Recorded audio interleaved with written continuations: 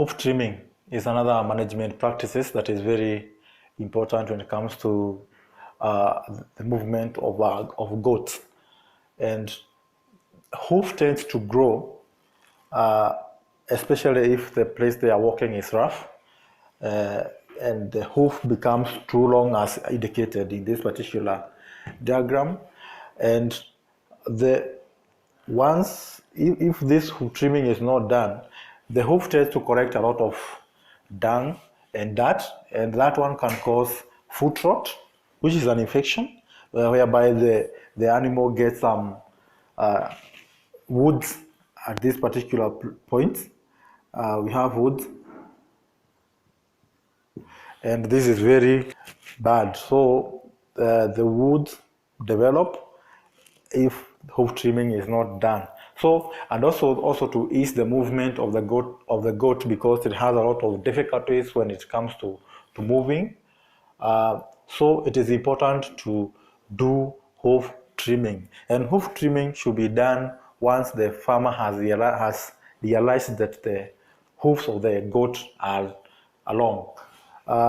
Hoof trimming can be done by the farmer, but on after he has received proper training from a trained practitioner. So after trimming, the hoof should assume its normal shape. Hoof trimming is done with an equipment called hoof trimmer, which is a knife that is used to cut all the overgrown tissues, and eventually you have the hoof assuming the normal shape. Hoof trimming should be done by a trained expert, or the farmer should be trained by the trainer, and this is to prevent the farmer to damage the tissues that are within the cells, the growth cells which are within the hoof. If the farmer overdo it, he might end up cutting the animal and thus subjecting the animal to secondary infection through wounds. So it is always important for the farmer to know how to do this particular activity, and where to cut, how to cut, and when to cut.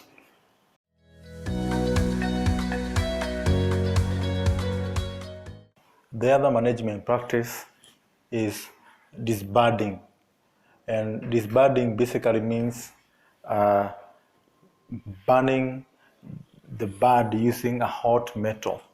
Using a hot metal, you burn to kill all the cells which are responsible for the growth of the horn, and this is done the second week after birth. And this one can be done by either the farmer or trained personnel. Disbudding is done to prevent the growth of the horn, because the horn, especially if it is in birth, it can be dangerous to the other animals by injuring them, or even destroying equipment in the shed.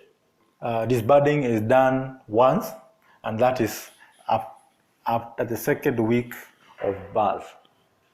When carrying out disbudding by a trained personnel, a local anesthetic or a full anesthesia can be done to the animal to prevent the animal from pain.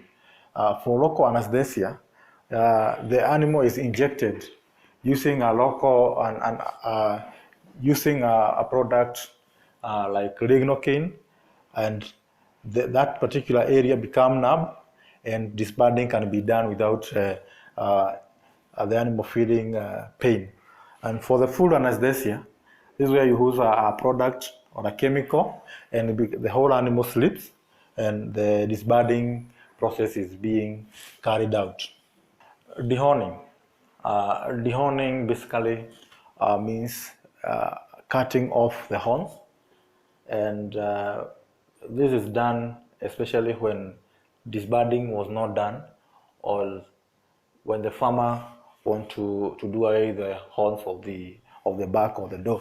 And dehorning is done in two ways. One,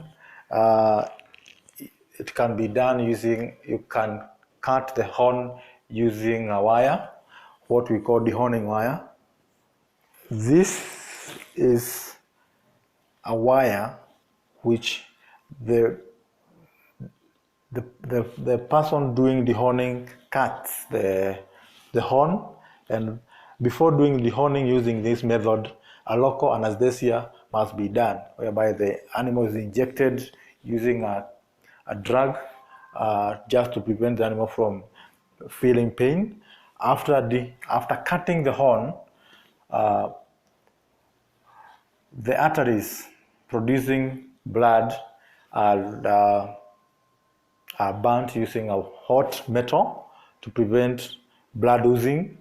After cutting the horn and burning all the area that the blood is being oozed, a chemical is administered, especially antibiotic. You administer a spray antibiotics to prevent infection, and this can be done twice per day per week. This can be done twice per day for a whole week to prevent infection.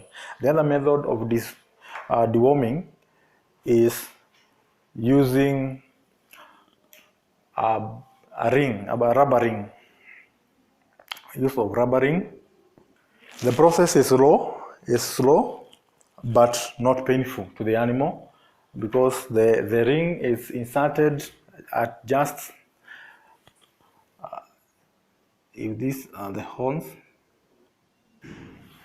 the rubber ring is inserted just at the start of the horn, and at some time, after like 3 weeks, the horn falls. This is another method of dehorning the animal. Using the two methods, that's the use of dehorning wire and the rubber ring, farmers are advisable to use the rubber ring because it's a little bit not painful to the animal, and at least you take care of the welfare of the animal.